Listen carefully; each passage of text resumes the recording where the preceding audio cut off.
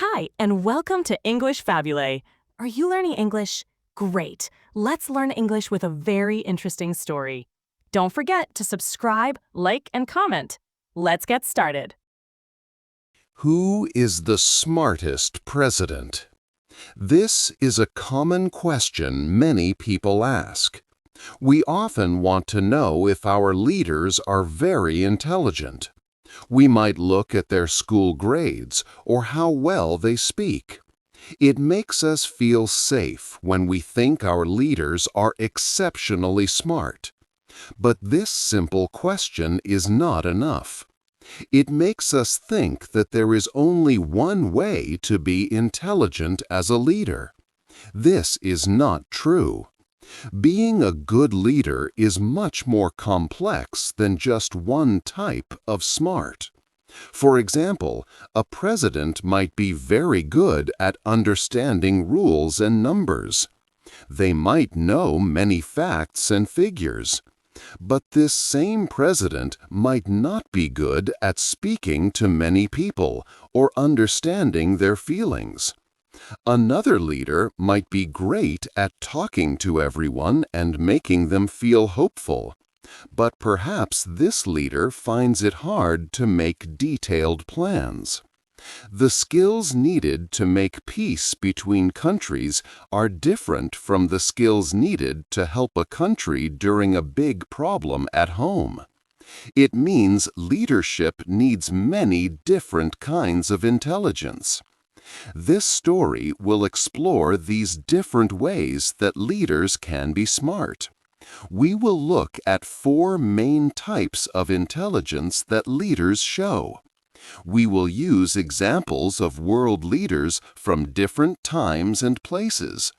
This will help us understand what truly makes a leader effective. It will show that leadership intelligence is not just one thing, but many important abilities working together. 2. The thinking leader. Some leaders are very good at thinking deeply.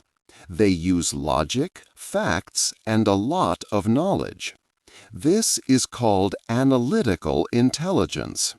These leaders are skilled at studying problems carefully to find the best solutions.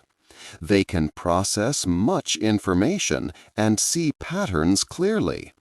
Their strength is using their mind to break down complex issues. They often approach leading a country like solving a big puzzle.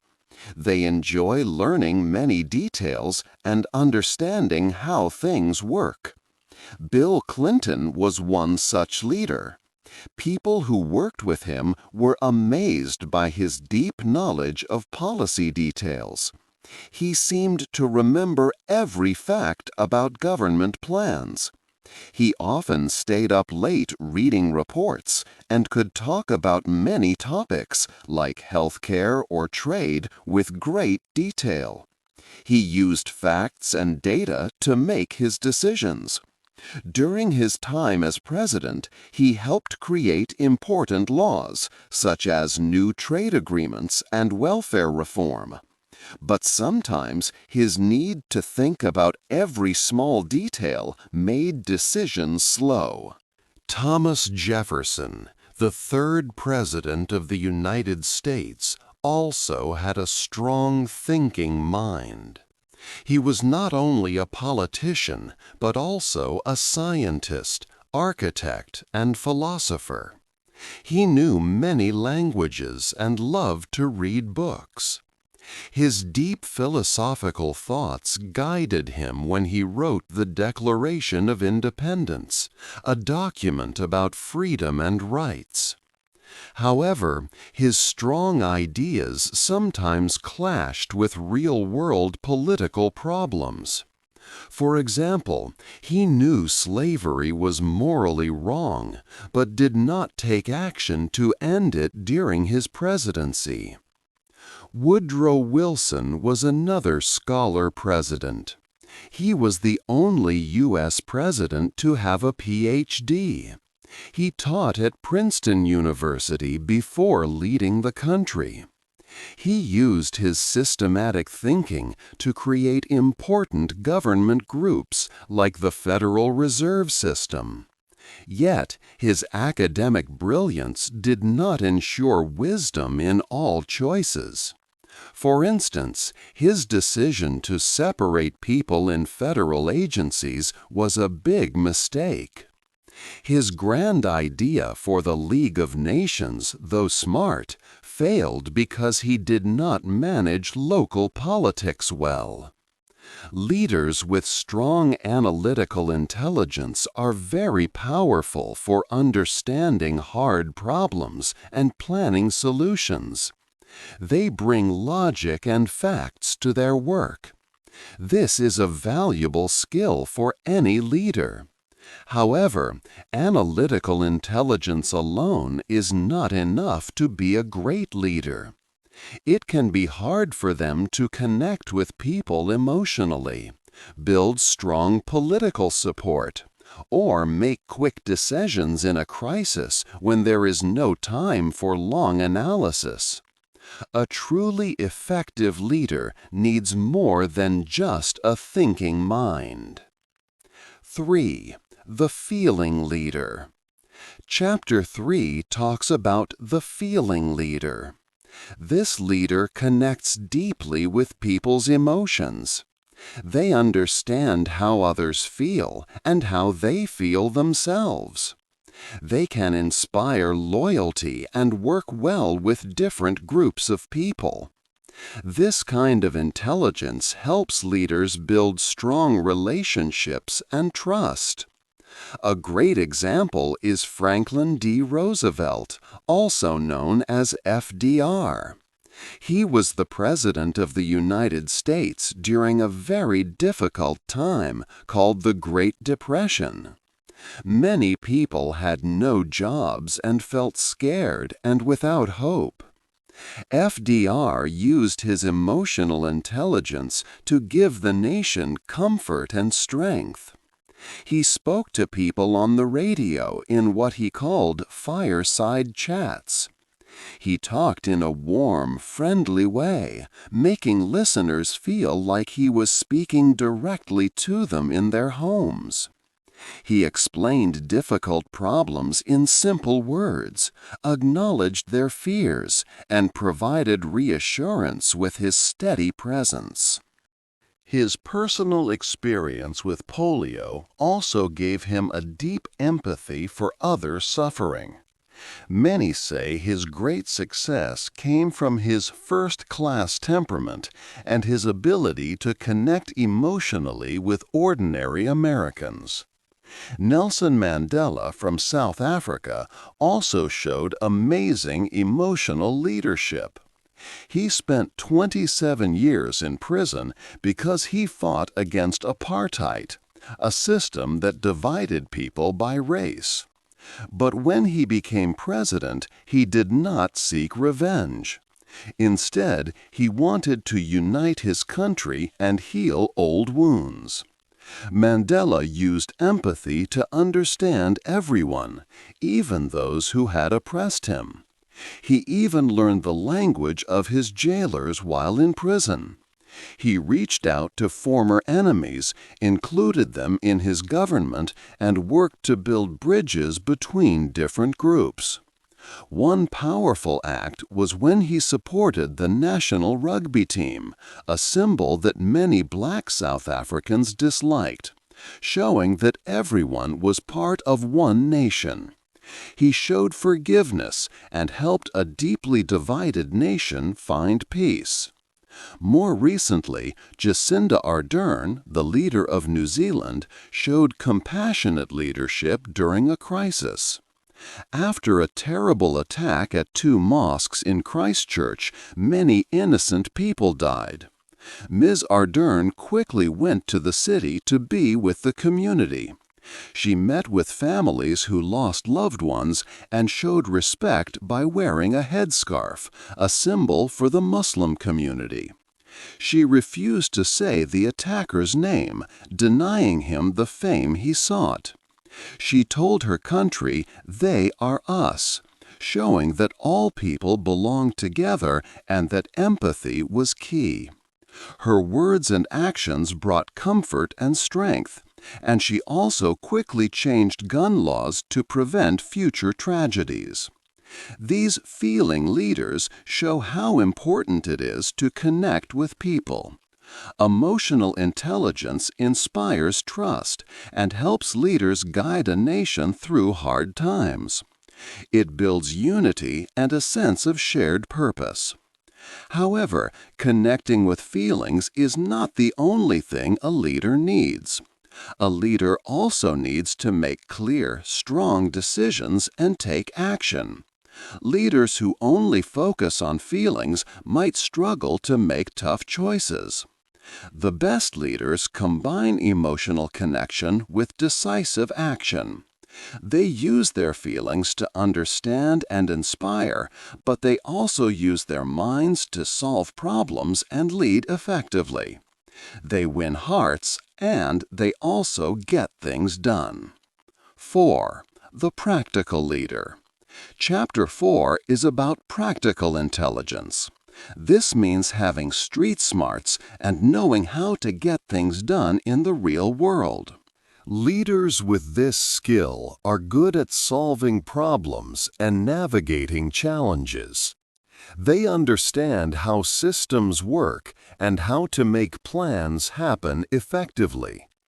These leaders are not always known for inspiring speeches or grand new ideas.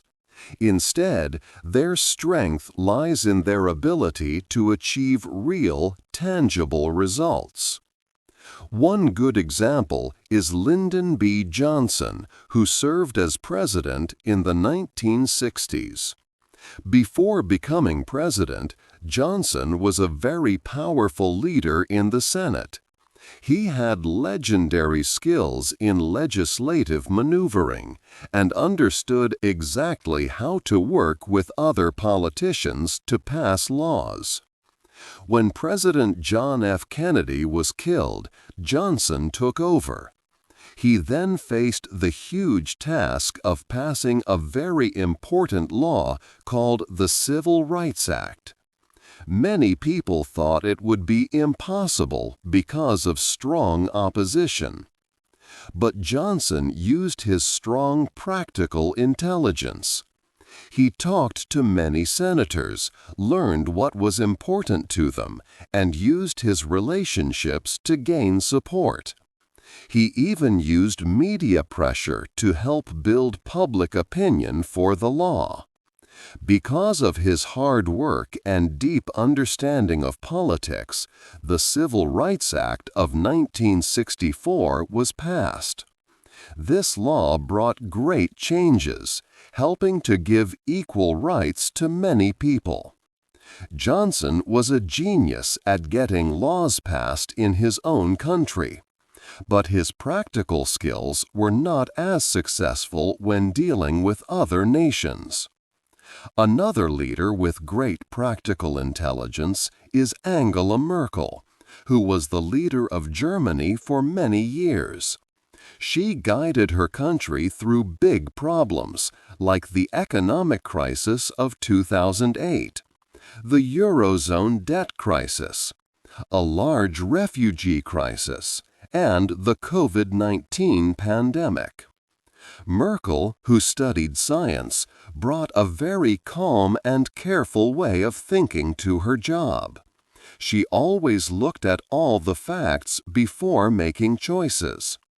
People even made a special word for her leadership style, Merkeln, which means to take time and find the best, most practical solution. Merkel often waited for the perfect moment to act. She showed great flexibility, willing to change her mind when situations changed. For example, her decision to stop using nuclear power after an accident in Japan. She always put the country's long-term stability first, even if it meant making unpopular decisions in the short term. Some people said she lacked big, new ideas or clear principles, but her supporters argued she successfully handled very difficult situations through smart, practical adaptation. Practical leaders are vital because they turn ideas into reality. They know how to negotiate, build coalitions, and overcome difficulties. They care more about making things work than about having perfect or popular ideas. However, sometimes they might not offer a big, inspiring vision for the future of their nation. Their strong focus on daily tasks and getting things done can mean they do not always look far enough ahead or inspire people in the same way as other types of leaders. 5. A leader with a dream. Visionary intelligence is about seeing a new future. It is the ability to imagine things differently. Leaders with this skill think creatively and bravely about what a country can become. They don't just solve today's problems. They dream of a better tomorrow, guiding their nation towards a new path. One such leader was Lee Kuan Yew. He led Singapore when it became an independent nation in 1965. Singapore was a small island with no natural resources, limited infrastructure, and ethnic tensions. Many people thought it would not succeed. But Lee Kuan Yew had a big dream. He wanted Singapore to be a modern, successful country. He created a vision for a country built on good government, strong education, and welcoming businesses from other countries. He worked hard to make people from different backgrounds live together peacefully. His vision and dedication made Singapore a very rich and important place. It changed from a small port city to a global financial center, a true testament to his foresight. Another leader with a big dream was Mikhail Gorbachev.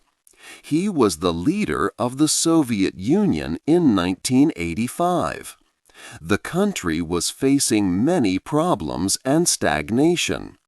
Gorbachev had ideas called glasnost, openness, and perestroika, restructuring. His vision was to reform socialism by making the Soviet Union more open and changing its economy. He wanted people to talk more freely and for the government to be more transparent. He also worked to end the Cold War, leading to peace agreements. Gorbachev's ideas caused big changes, but they also led to things he did not expect, especially rising nationalist feelings. His reforms eventually led to the end of the Soviet Union, changing the world forever. Visionary leaders can bring about huge changes. They inspire people with exciting ideas for the future and show a path forward.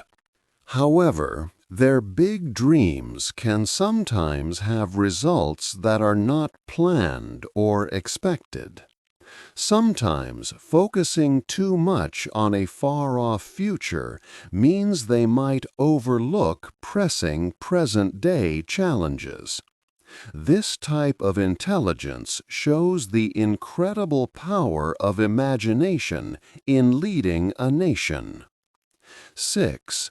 The right leader for the time. The common question, who is the smartest leader, is not the best one to ask. We have learned that leadership intelligence is not one simple thing. It comes in many forms, such as analytical thinking, emotional connection, practical skills, and visionary ideas. The kind of intelligence a leader needs most depends heavily on the specific challenges a country faces at a particular time. For instance, a nation dealing with a major economic crisis requires a different type of leader compared to one that is peaceful and growing. The abilities needed to end a war are not the same as those required to build new partnerships between countries. This shows that a leader who performs well in one situation might not be the right fit for another. Their particular strengths must align with the needs of their historical moment.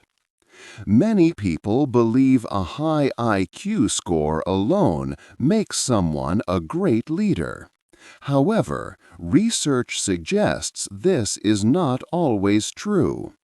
High scores on tests are useful, but they do not cover all aspects of effective leadership. Some leaders with average test scores have achieved remarkable success, while some very intelligent leaders have faced many difficulties. Other qualities like wisdom, creativity, and being open to new ways of thinking often prove more crucial than just high intellectual scores.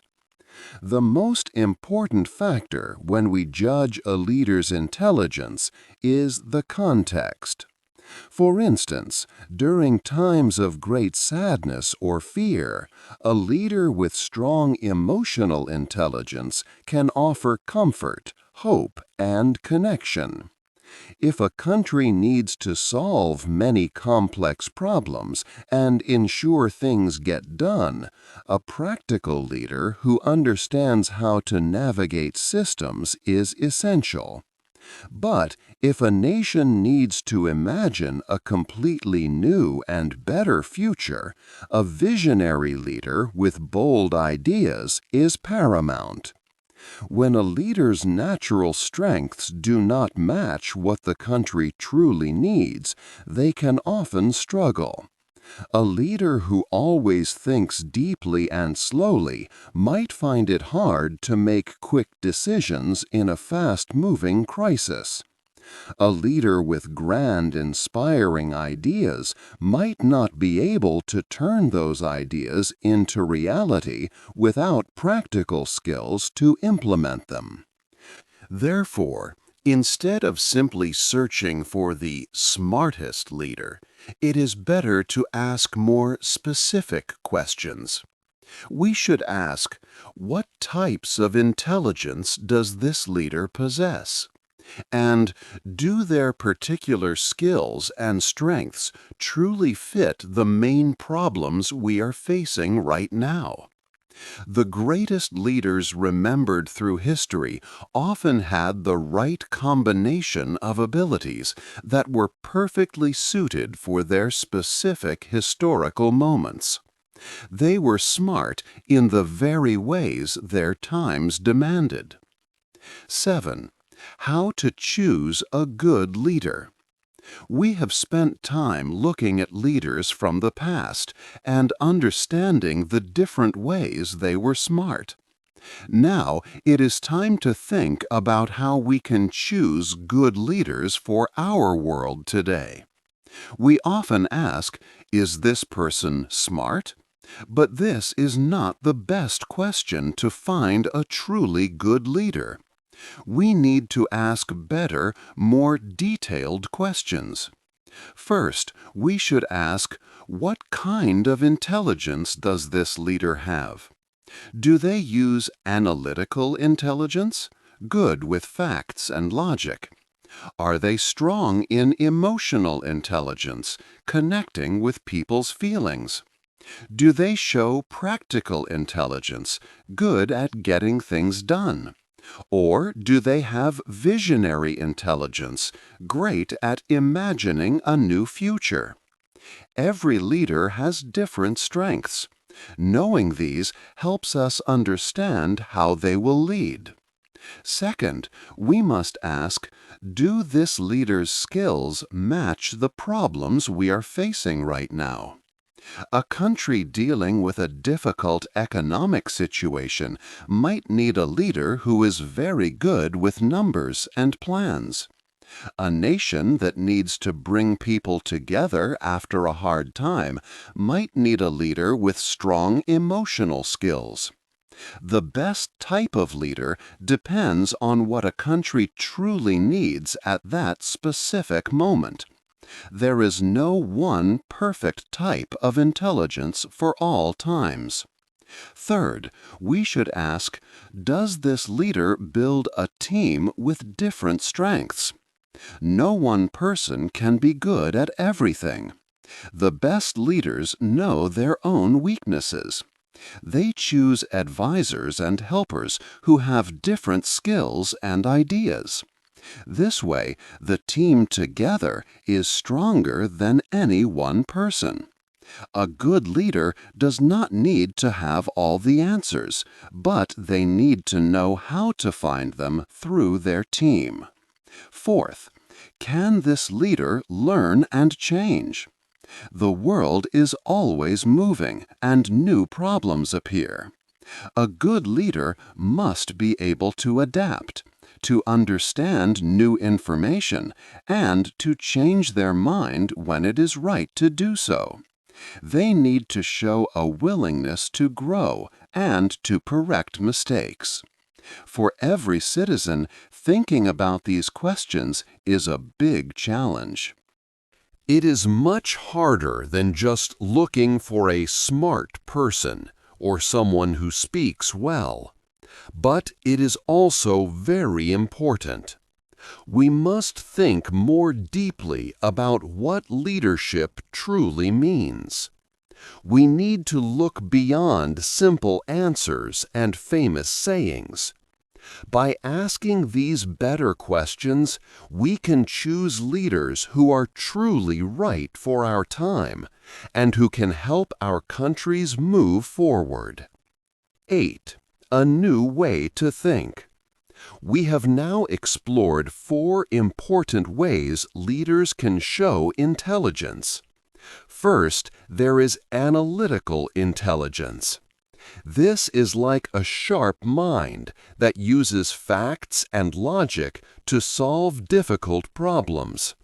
Leaders with this skill understand many details about policies and plans, often diving deep into information to find the best solutions.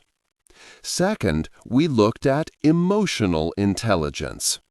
This is the ability to connect with people's feelings, to understand what they are going through, and to inspire them with hope or comfort. Leaders with high emotional intelligence can bring people together and build trust. Third, we discussed practical intelligence, often called street smarts. This means a leader knows how to get things done in the real world. They understand how political systems work, how to negotiate, and how to make plans become reality. They focus on effective execution. Finally, we learned about visionary intelligence. This is the power to imagine a completely new future, to have big, creative ideas that can transform a nation or even the world. No leader usually has only one of these skills. The greatest leaders often show a mix of them, using different types of intelligence for different situations.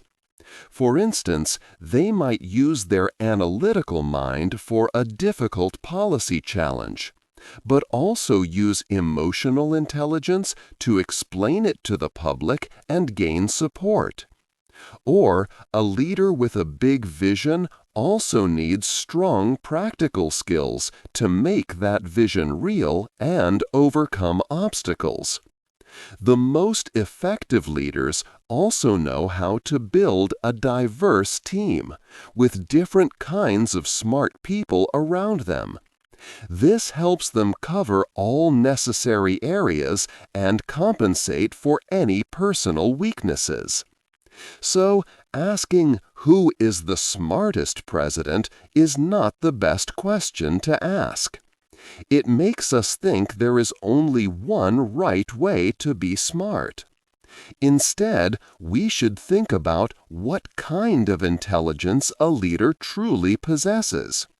We need to ask ourselves, do their specific strengths and skills match the big problems and needs of our country right now? Different times and different challenges often require different kinds of leaders. Sometimes we need someone who is very logical and data-driven. Other times, we need someone who can inspire hope and unite people, or simply get important tasks completed quickly. This new way of thinking helps us to evaluate leaders better and more deeply. It shows us that leadership is complex and demands many different kinds of strengths working together. We should look for leaders who can learn and adapt and who can work well with a team that brings various skills and viewpoints. This helps us understand what truly makes a leader effective for our world today, going beyond simple ideas of smartness. What type of intelligence do you believe is most important for a leader in our country right now, and why? Hey there! Just a second before you go. If you learned something new today, please give this video a like, write your thoughts in the comments, and subscribe to the channel. It only takes a second, and it really, really helps to create even better English videos for you. Your support means the world. Thank you.